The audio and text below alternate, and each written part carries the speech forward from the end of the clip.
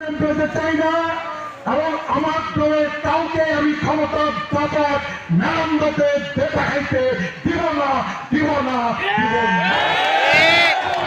কোন নেতা ক্ষমতার দাপট দেখাবে আর আমি এমপি চেয়ারে বসে থাকবো, ওই এমপি আমি হইতে চাই না। আপনারা কি বলবেন যে অর্থ বিত্ত সম্পদের লোভ আমার আছে কিনা?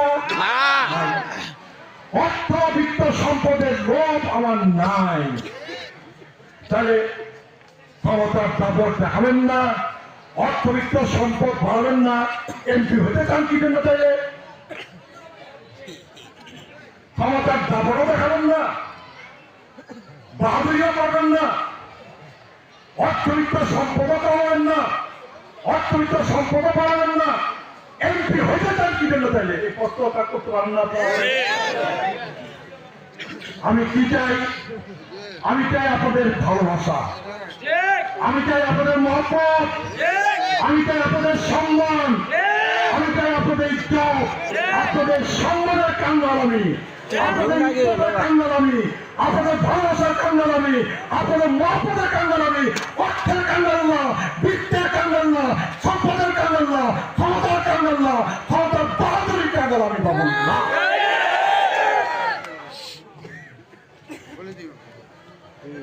আমি বলুন, আল্লাহ পাক যদি আমাকে এমপি বানান,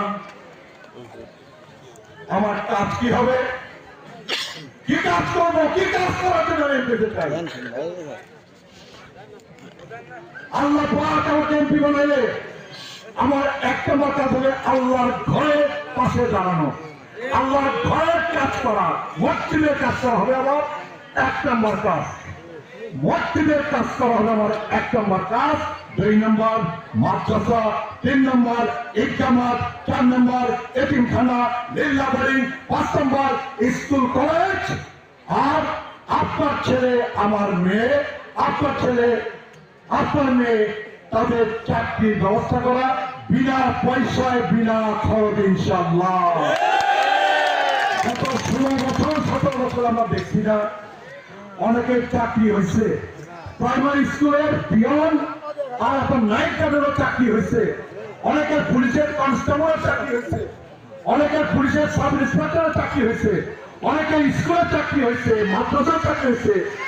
চাকরি কাজও হয়েছে, চাকরি হয়েছে 2টা শর্ত পূরণ করতে পারছে, তাদের চাকরি হয়েছে। একটা শর্ত হচ্ছে আপনি একটা বিশেষ রাজনৈতিক দল করেন কিনা। বুঝছেন আমি কি করছি? একটা